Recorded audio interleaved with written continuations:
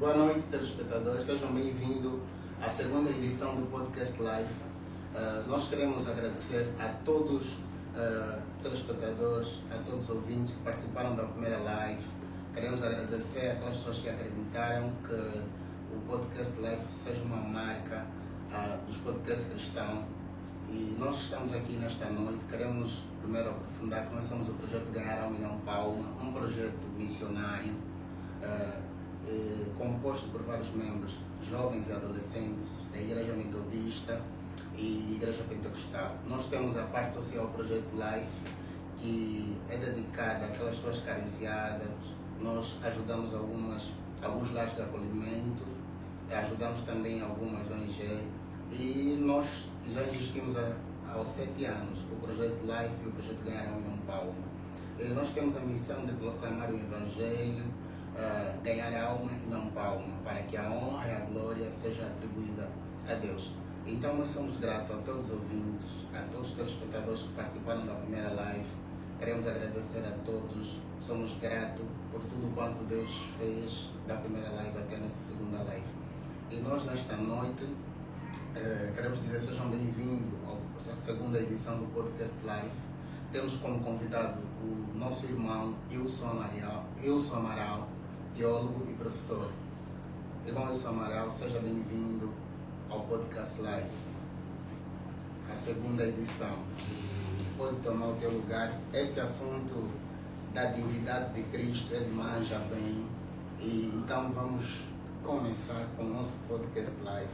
Mas antes de nós entrarmos para o momento do debate, nós gostaríamos de falar um pouco sobre o livro, porque esse livro tem um tema muito sugestivo: Jesus é Deus ou um Deus?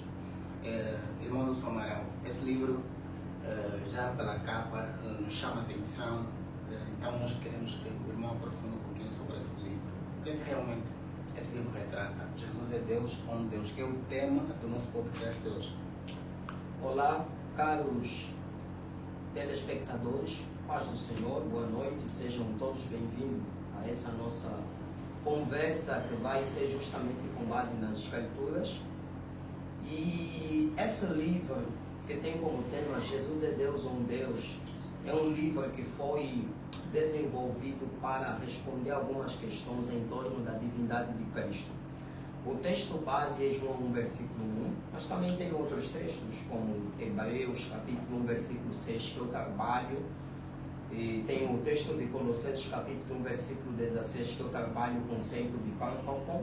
Explico melhor e seria bem interessante se os irmãos tivessem, inclusive, contato com esse material para melhor se aprofundar naquilo que é a cristologia. Vamos avançar.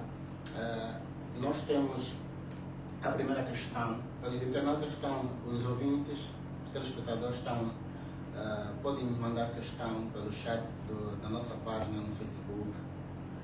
Nós temos como primeira questão: como a doutrina da Trindade sustenta a afirmação de que Jesus é verdadeiramente Deus? Ok. Essa questão. Bom, essa é uma questão muito técnica, muito dogmática, mas é fundamental, visto que nós estamos aqui lidando com leigos na fé. Seria inicialmente importante a gente conceituar o que é Trindade, e fato que é um dogma extremamente conhecido, e deixa eu só ainda evitar isso, né? Eu vou pegar assim, eu acho que fica melhor. Bom, a questão da doutrina da Trindade é um dogma que faz parte da ortodoxia cristã. É uma das doutrinas que foi publicamente definido no Concílio de Nicéia. A palavra Trindade é um termo que não aparece na Bíblia. Ela foi justamente desenvolvida no ano 220 por Tertuliano de Cartago, um bispo do contexto ocidental, atual Tunísia. E Tertuliano emprega essa palavra para contestar um movimento que existia em torno aí do século III, e eram conhecidos como os modalistas. Depois passaram a ser conhecidos como sabelianos e unicistas. O modalismo é uma doutrina que ensina que Deus é uma só pessoa que se manifesta em modos diferentes. Manifestou-se como Pai na criação, na redenção como Filho e na era da Igreja como Espírito Santo, mas é uma pessoa. E essa palavra, então, Trindade, desenvolve-se a partir desse contexto para justamente conciliar duas verdades da Bíblia. A primeira verdade é a unidade de Deus, Deus é um só. E a segunda verdade é a pluralidade de pessoas na essência divina. Como conciliar essas duas verdades? Visto que a gente lida com textos bíblicos que falam sobre a unidade divina, como 1 Coríntios capítulo 8, versículo 6, Deuteronômio 6, versículo 4, e a gente lida com textos bíblicos que falam sobre a pluralidade de pessoas na essência divina. Você tem textos como Gênesis 1, 26, Gênesis 3, 22, Gênesis 11, 7, Isaías 6, 8, Mateus 28, versículo 19. Então, é a partir desse contexto que surge o conceito Trindade para justamente sistematizar essas duas verdades das Sagradas Escrituras. A Trindade parte como pressuposto básico a declaração de que o Pai é plenamente Deus, o Filho é plenamente Deus e o Espírito Santo é plenamente Deus. Basílio de Cesareia, no contexto do quarto século, ele desenvolve um conceito que passa a ser conhecido como Trindade ontológica. Esse conceito considera a ideia de que Deus sempre subsistiu eternamente como sendo o Pai, o Filho e o Espírito Santo. Portanto, o desdobramento da doutrina da Trindade já parte dessa declaração de que o Filho Jesus Cristo ele é totalmente Deus, porque partilha da mesma essência com o Pai, fato este declarado no Concílio de Niceia, quando o credo diz Deus de Deus, luz de luz, Deus verdadeiro do Deus verdadeiro. Essa declaração já pressupõe a plena divindade de Cristo. Professor Wilson, como o professor Wilson falou sobre o Concílio de Niceia, eu gostaria de saber como é que os concílios de Niceia e de Calcedônia definiram a divindade de Jesus. Ok. Como os concílios de Niceia e de Calcedônia definiram a divindade de Cristo? Primeiro vamos tentar contextualizar e dar alguns detalhes relativamente ao concílio de Niceia.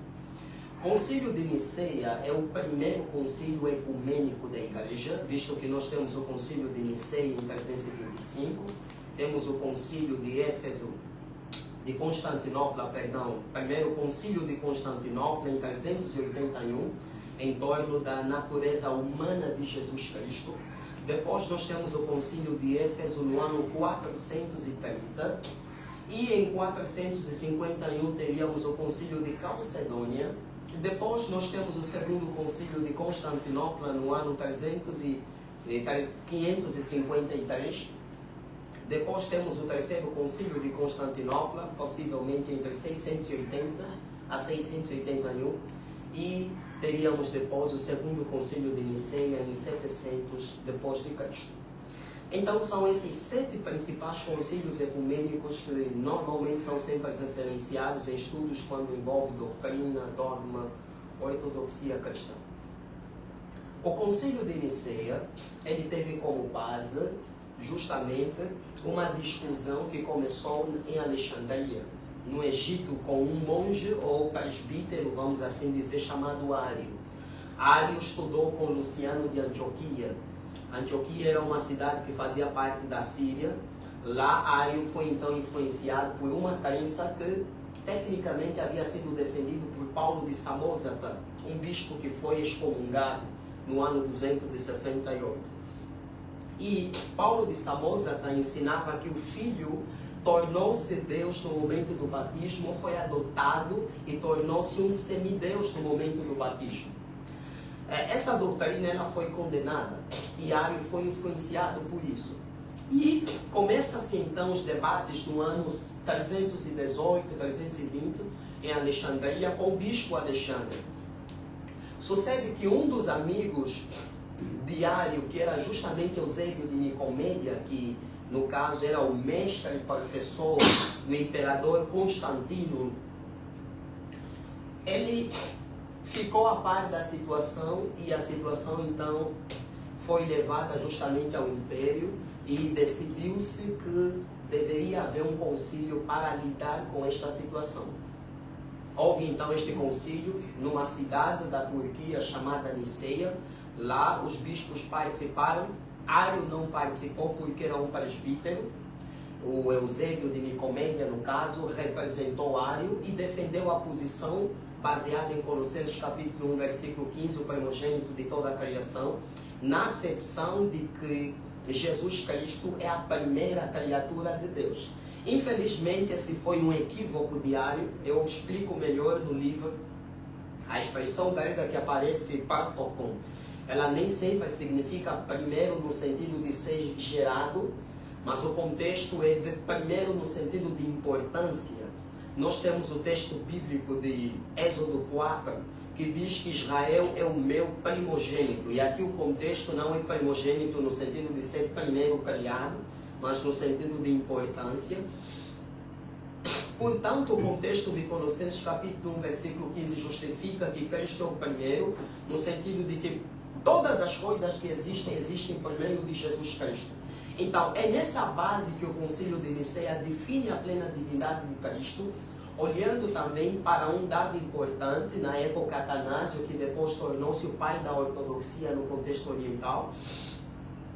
Era um secretário do bispo Alexandre, e ele tem umas notas importantes em torno disso, que parte do pressuposto de que a grande questão na plena divindade de Cristo tem também grandes implicações na doutrina da redenção, porque um redentor que não é Deus, que não é divino, não pode salvar. É a partir dessas declarações que leva-nos então a essa definição da plena divindade de Cristo, e relativamente ao Concílio de Calcedônia estabelece aí uma declaração que parte da unanimidade de que os pais declararam de que o Filho é Deus, plenamente Deus e plenamente homem. Então, no Concílio de Calcedônia, nós já temos o chamado conceito da união hipostática. A união hipostática diz respeito à união das duas naturezas perfeitamente unidas numa só pessoa, Jesus Cristo. É assim que esses dois concílios definem a plena divindade de Cristo. Teólogo Wilson, não acha que há implicações heréticas quanto à questão de afirmar que Jesus é um Deus e não um Deus verdadeiro? Ok. A razão pela qual eu designo o livro Jesus é Deus ou um Deus, primeiro, todo estudante do grego bíblico aprende um texto que é Kata Ioaneu, que é Evangelho segundo João. O texto básico é en arche, en hologos, kai hologos, en person theon, kai theos. Não existe artigo indefinido no grego bíblico. Quando o artigo definido não está presente, a gente simplesmente pressupõe o artigo indefinido.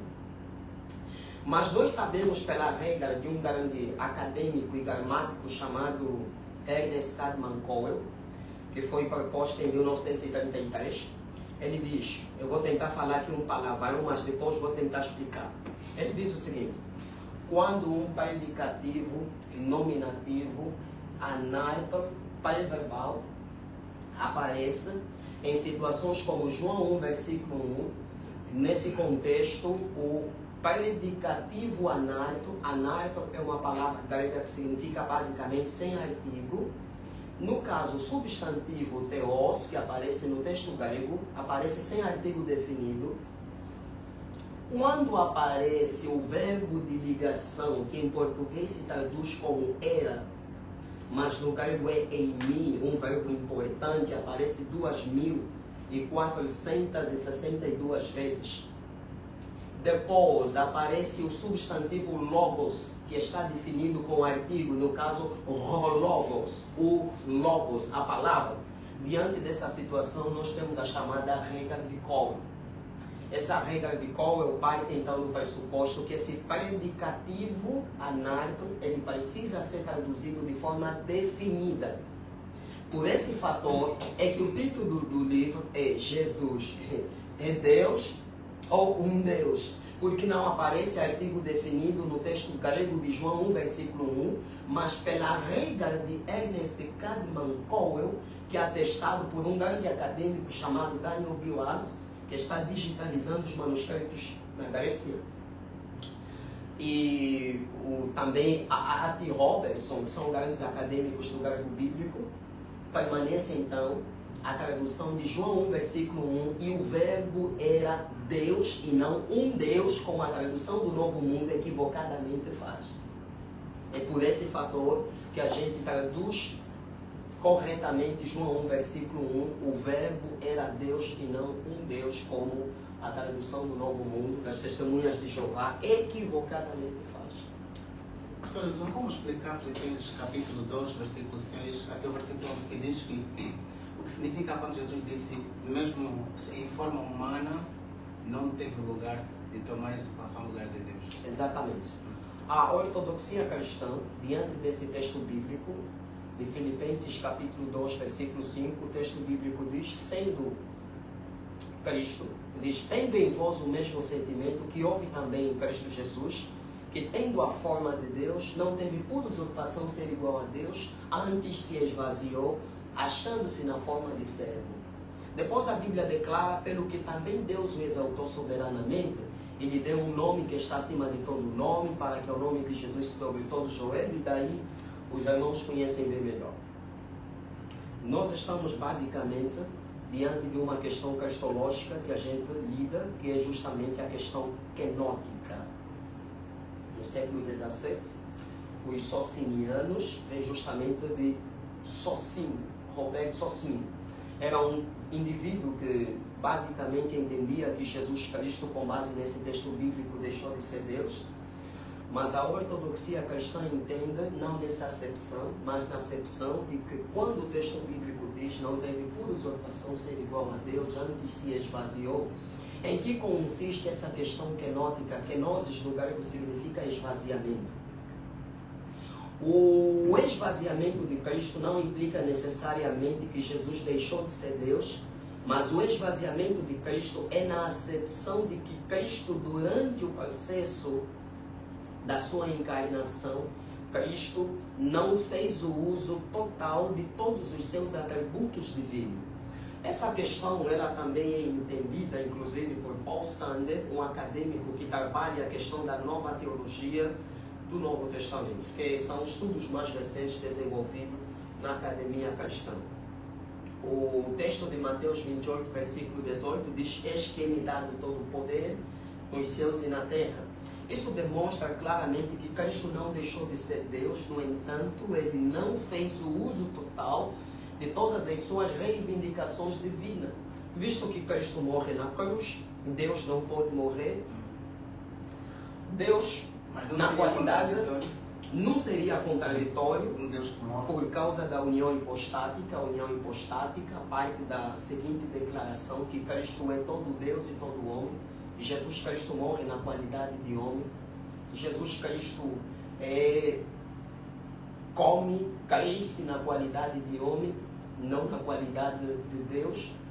Existe um dado importante, a chamada communicatio idiomatum, comunicação de atributos, que é uma questão fundamental em relação à união hipostática também, porque pertence a uma natureza, pertence a toda a pessoa, ou seja, a pessoa de Cristo, ele é todo Deus e todo homem. A pessoa de Jesus Cristo morreu, mas por desdobramento teológico a gente sabe que Cristo morre na qualidade de homem. Professor Wilson, como interpretar aparentemente as limitações humanas de Jesus à luz da união hipostática? Ok.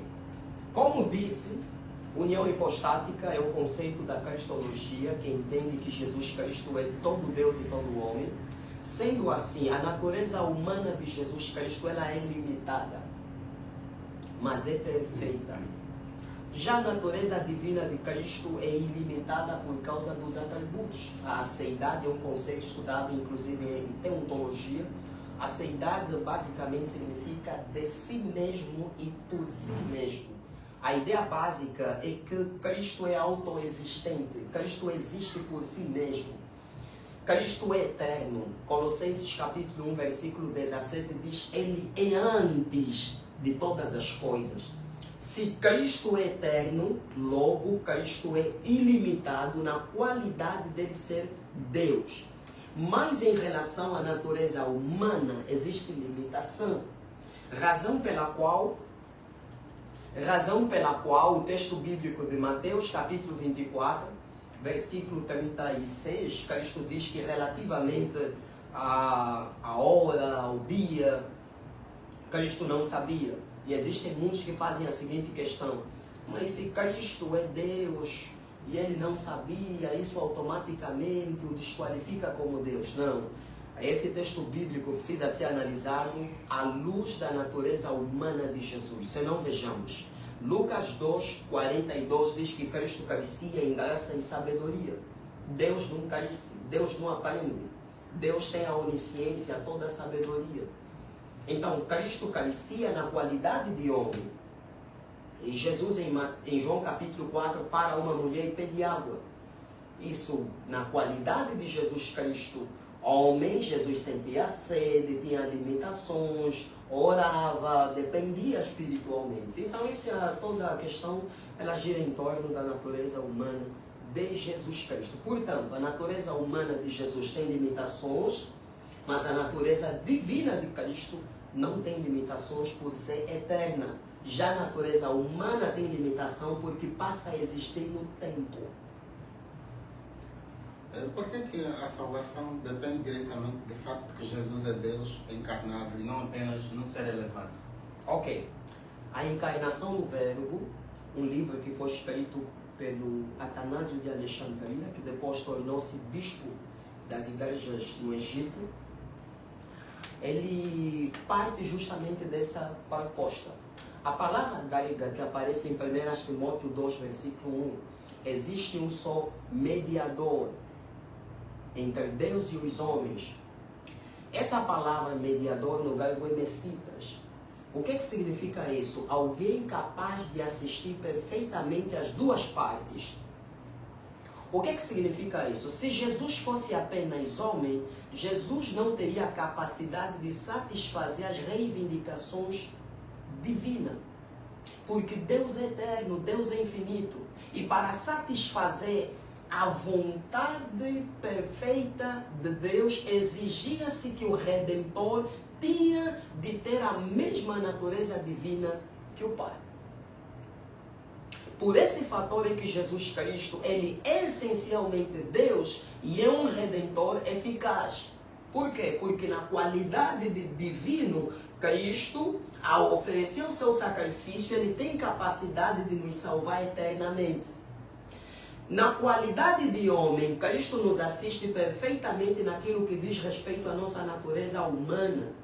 Porque um mediador, ele precisa assistir perfeitamente as duas partes. Para isso é necessário que Cristo tenha duas naturezas, divina e humana. Por esse fator é que a doutrina da salvação ela depende na crença das duas naturezas de Cristo, a divina e a humana. Isso tem desdobramentos soteriológicos. Algum texto bíblico que os apóstolos afirmam que a divindade de Cristo? Existem muitos textos. Tem muitos textos bíblicos. Romanos capítulo 9, versículo 5, diz que Cristo é Deus sobre todos. No texto de João capítulo 20, versículo 28, o texto grego diz Theosmu, Kyriosmu. Isso significa Deus meu e Senhor meu. É importante a gente começar a definir alguns dados aqui. A palavra Theos, segundo um acadêmico que foi meu professor de crítica textual, ele estima que aparece 1319 vezes a palavra Theos, que é a palavra para divino, para Deus. Essa palavra Senhor, no hebraico é a palavra Yahvé. Ela é formada por Yod, Re, Vav, Re, que se traduz em português como YHWH. É ela que, inclusive, depois acabou sendo a base para o chamado Tetragramma. O Tetragramma, no grego, significa 4 letras sagradas. Esse nome Yahvé é um nome exclusivo no Antigo Testamento de Deus. Não existe uma outra divindade que recebe essa designação. Só Deus recebe essa designação. A correspondência de Yahvé para o grego é Kyrios, que aplica-se inclusive para Jesus Cristo. Por isso Jesus é essencialmente Deus. Porque o mesmo nome divino aplicado para Deus no Antigo Testamento é o mesmo aplicado para Jesus Cristo no Novo Testamento grego. Quando a Septuaginta, uma versão grega feita no ano 250 a.C., traduz o texto hebraico para o grego, ele traduz o Yod Re Vav Re, que é o Yahvé, para o grego como Kyrios, Senhor. Jesus é várias vezes chamado de Senhor. Confira Romanos capítulo 10, versículo 13. Confira Romanos 10, versículo 9. E o texto de 1 de João capítulo 5, versículo 20 diz o seguinte: e sabemos que já o Filho de Deus é vindo, e no que é vindo nos deu conhecimento para conhecermos o que é verdadeiro. E no que é verdadeiro estamos, isto é, em seu Filho Jesus Cristo. Este é o verdadeiro Deus e a vida eterna. Aqui alguns que têm dificuldades de crer na plena divindade de Cristo vão dizer, não, este refere-se ao Pai. Cuidado, o texto grego não usa eikenos. Eikenos é um pronome demonstrativo para se referir a coisas distantes, a pessoas distantes. Ele usa rutos, que é o pronome demonstrativo para se referir ao caso referenciado, ao personagem que está perto no texto. Rutos e não eikenos. Leia bem o texto. Esse texto evidentemente demonstra a plena divindade de Cristo. É impossível sair desse texto e não se render aos pés de Jesus e declarar publicamente que Jesus Cristo é plenamente Deus.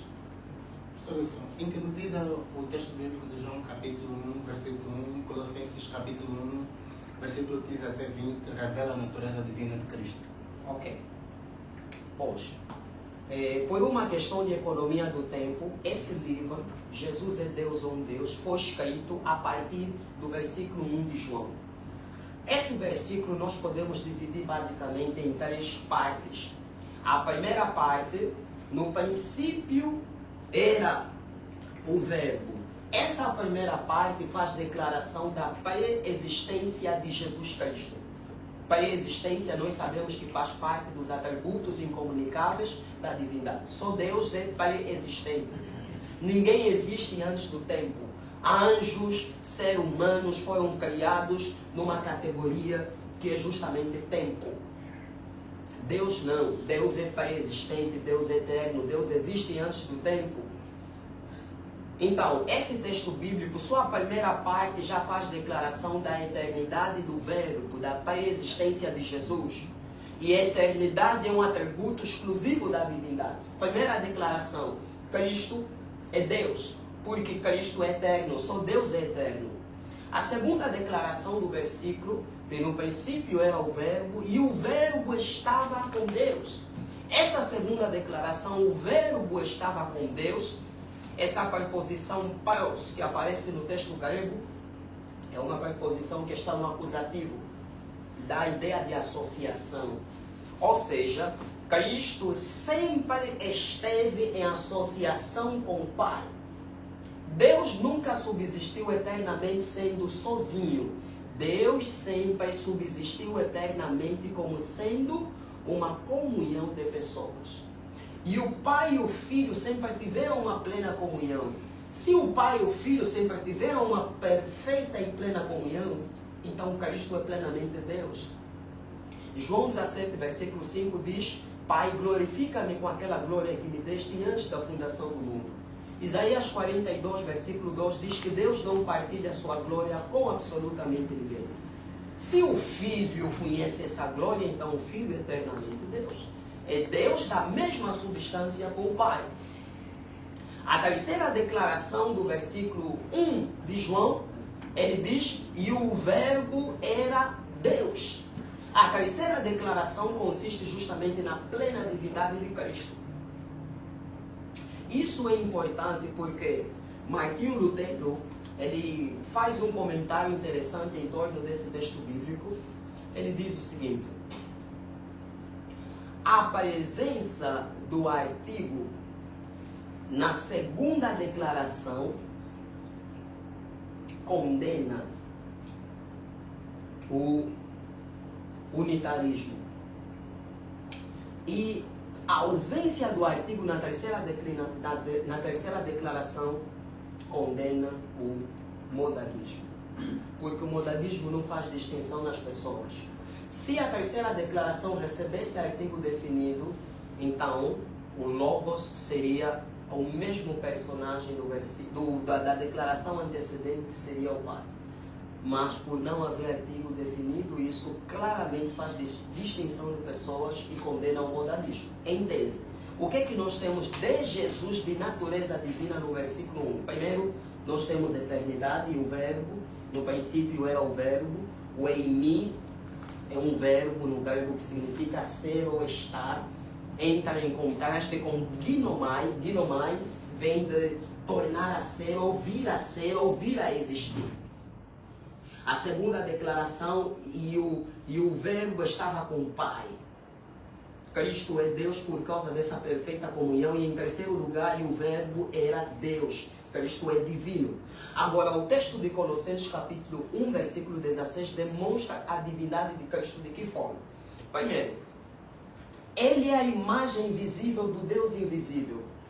O que João 1, versículo 18 diz? Deus nunca foi conhecido por ninguém, mas o Filho que estava no seio do Pai, esse o fez conhecer. Nunca ninguém teve a plena revelação do Pai como em Cristo Jesus. Se Jesus revela plenamente o Pai, revela perfeitamente o Pai, então Jesus precisa ser Deus da mesma substância com o Pai. Porque para Ele revelar plenamente o Pai, Ele precisa ser da mesma essência divina com o Pai. Por isso o texto bíblico diz: Deus nunca foi visto por ninguém. Aqui a ideia de ver é a ideia de conhecer. Deus nunca foi conhecido plenamente, assim como foi conhecido em Cristo Jesus. Colossenses 1,15 diz: Ele é a imagem visível do Deus invisível.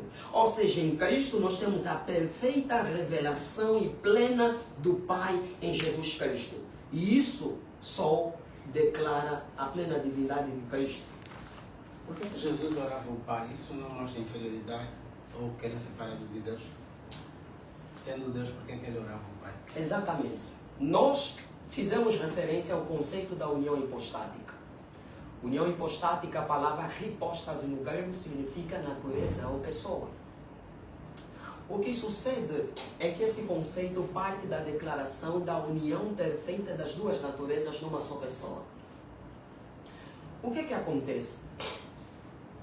Jesus, na qualidade de homem, ele orava porque ele dependia espiritualmente. Homens dependem espiritualmente do divino.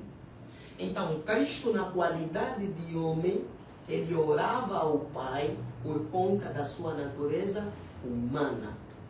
Mas Cristo tinha situações em que ele dizia: antes que Abraão existisse, eu sou. Ego em mim. O que significa isso?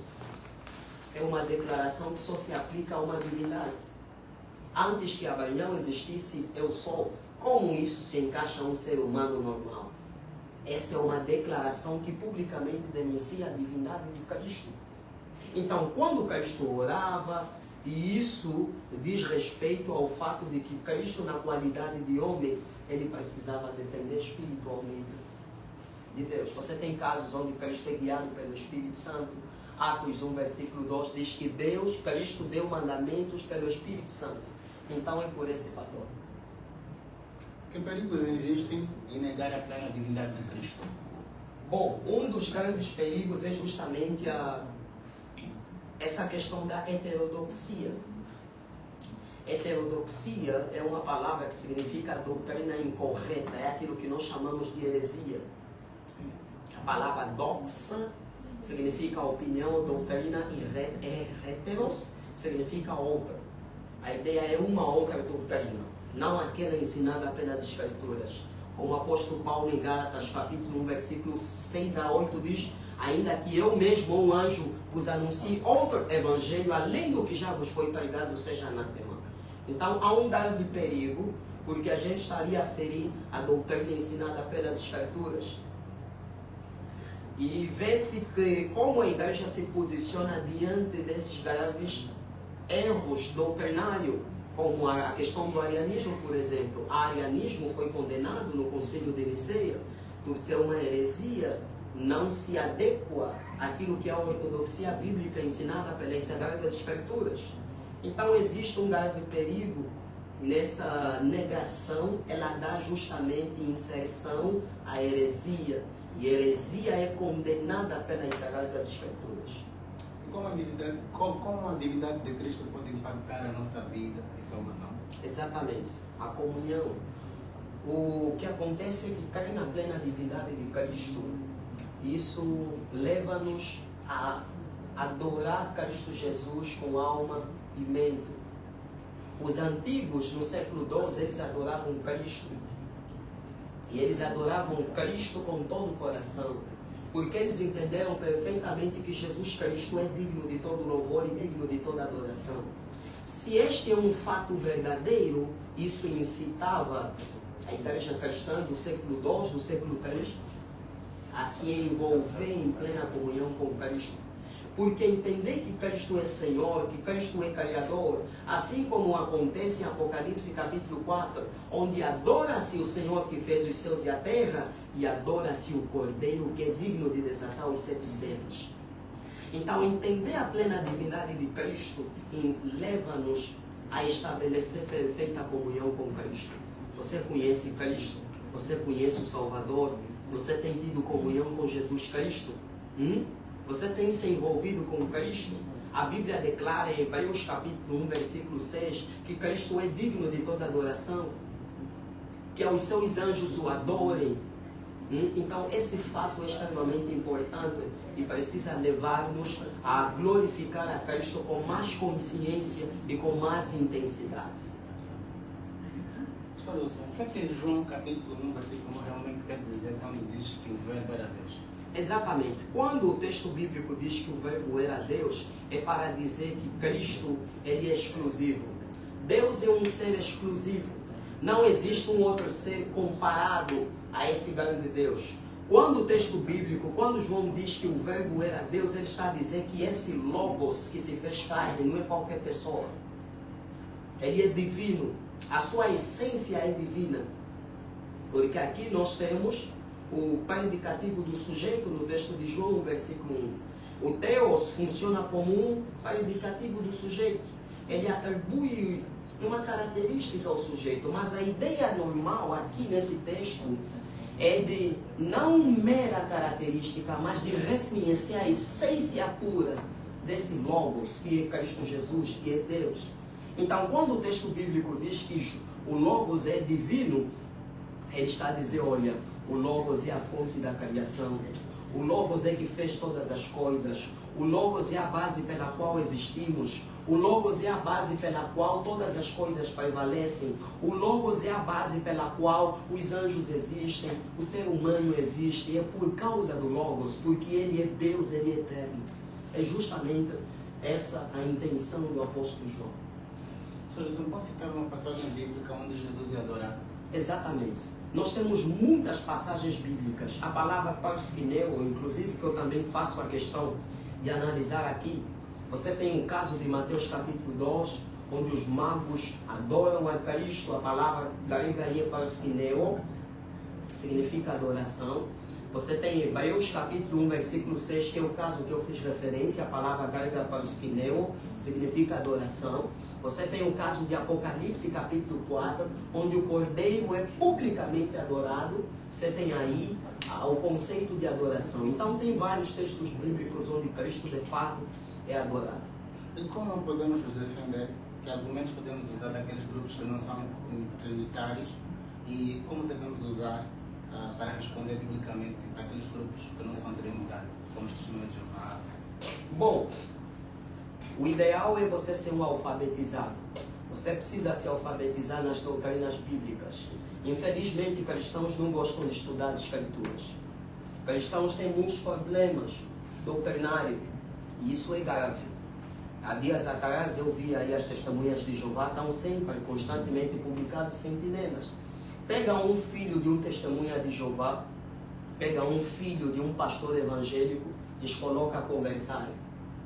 E você vai ver que o filho do testemunha de Jeová está mais familiarizado do que o filho do pastor. Porque evangélicos têm muitas dificuldades. infelizmente investem em estudar as escrituras, estudar doutrina. Isso é importante. Tenha cuidado com esse argumento de que, não, doutrina não é para tanto. Cuidado com isso. Essa é uma argumentação que tende justamente a um caminho muito perigoso. Jesus, em Mateus capítulo 7, versículo 15, diz: cuidado com os falsos profetas. Tá? O falso profeta, ele não gasta tempo a fazer essas maracutagens que muitos evangélicos gastam a explicar. Sale, sabonete. Não. Eles gastam tempo em ensinar textos, a distorcer textos. E nós evangélicos perdemos muito tempo. Então é necessário a gente se voltar para estudar a Bíblia, para estudar a doutrina. A gente tem um seminário teológico onde nós estudamos sistematicamente as doutrinas de forma organizada, com profundidade, com pesquisa, com material didático. Então é necessário investir em estudar as escrituras e conhecer as doutrinas bíblicas. Só assim você vai ter preparo bíblico para conversar e dialogar com o testemunho de Jeová. Qual foi a minha motivação do professor Wilson de escrever esse livro, Jesus é Deus ou um Deus?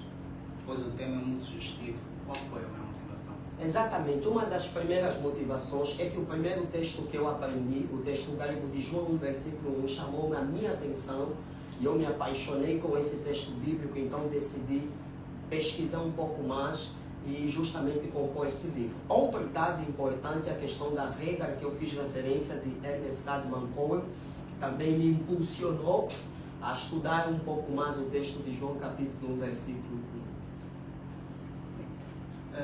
Professor Wilson, eu gostaria que o professor aprofundasse só um pouquinho sobre o livro, porque o livro é muito sugestivo, porque muitos cristãos ainda não aderiram ao livro, estamos na reta final. Eu gostaria que o professor Wilson pudesse aprofundar um pouquinho por que devemos comprar esse livro. Ok. Esse livro tem 189 páginas, tem 5 capítulos. O primeiro capítulo é chamado de argumento conceitual, onde eu explico por que eu escrevi esse livro e a importância desse livro. O segundo argumento é o chamado argumento tradutológico, onde eu explico as traduções bíblicas, com exceção da tradução do Novo Mundo, que falhou em traduzir João 1, versículo 1. Depois falo do argumento teológico, onde eu explico a declaração teológica de João 1, versículo 1. Depois tem o argumento gramatical, onde eu explico melhor a questão do predicativo anartor pré-verbal. Depois tem o argumento histórico, onde eu falo dos pais da igreja e o entendimento de João 1, versículo 1. Então esse livro ele é fundamental, vai te ajudar a entender essas questões que envolvem a divindade de Jesus, entender melhor Colossenses 1, versículo 16, Hebreus 1, versículo 6. Então é um texto bíblico que é um livro que trabalha melhor o texto de João, versículo 1, e vai te ajudar a crescer, principalmente no conhecimento da cristologia. Esse material ele está basicamente a 15 mil kwanzas. Para quem deseja aderir o livro, pode entrar em contato conosco e aí os irmãos terão acesso ao material. Professor Wilson, nós somos gratos pela presença hoje na segunda edição do Podcast Live. Jesus é Deus ou um Deus? Nós gostaríamos aqui, para a consideração final, para encerrarmos, gostaríamos que pudesse dar uma consideração final. Ok. O meu canal no YouTube é a Academia de Estudos Bíblicos. Lá nós temos muitas lives também com grandes mestres de teologia. E a gente trabalha em parceria com o Seminário Batista Livre. A gente tem sempre feito alusão a estudos bíblicos, a estudos teológicos. E lá os irmãos terão mais contato e acompanharão melhor os nossos trabalhos. A minha página no Facebook é Wilson Amaral Responde. O meu perfil é Wilson Amaral. Questões teológicas, entre em contato conosco a fim de podermos ajudar naquilo que for necessário. Também agradeço o convite, obrigado, é sempre um prazer estar aqui com os irmãos, partilhar a Bíblia, partilhar teologia, falar de Jesus Cristo. É muito importante a gente investir tempo nessas questões. Nós precisamos despertar a juventude que tem mergulhado nessas questões de movimento profético, tem se perdido, muitos têm entrado no mundo da bruxaria. Precisamos voltar a estudar a palavra de Deus, estudar a Bíblia, isso é importante. E os jovens precisam de fato conhecer a palavra de Deus, para abandonarem essas questões de sacerdócio araônico, abandonarem essas questões que não têm nada a ver com o Evangelho. Sim, revelações que não têm nada a ver com as escrituras. Certo. É verdade. Professor Wilson, quanto aos telespectadores, não sei se temos alguma questão, o pessoal da produção, no grupo, não sei se temos alguma questão no Facebook.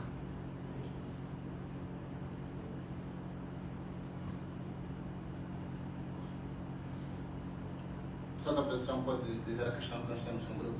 Ok. Como de forma simples explicar os ensinamentos da Trindade para crianças? Bom, o João Calvino, ele adotou uma abordagem que é conhecida como linguagem acomodatícia. Quando nós aprendíamos matemática aí nas fases de 2000, 2001, nos ensinavam um pau nos ensinavam 1, 2, 3, 4. Então, a gente ao explicar a doutrina da Trindade, nós precisamos explicar duas coisas: que Deus é um e que Deus subsiste numa pluralidade de pessoas diferentes do homem. O homem subsiste apenas numa só pessoa. Deus, diferente do homem, subsiste em 3 pessoas distintas. Então a gente vai aí pegar textos bíblicos, começar a explicar, e sempre se valendo de uma linguagem mais simplificada. Eu penso que é por essa via. É sempre um prazer receber o professor Wilson. Já tivemos várias vezes. Louvamos a Deus pela tua vida. Amém. Queremos agradecer aos internautas que estão nos assistindo para a live. Queremos agradecer a todos que estão nos assistindo pela nossa página no Facebook, Projeto Live. Estaremos de volta próximo sábado para a 3ª edição. Desejamos a todos uma noite abençoada. Amém. Deus abençoe. Prazer. Amém.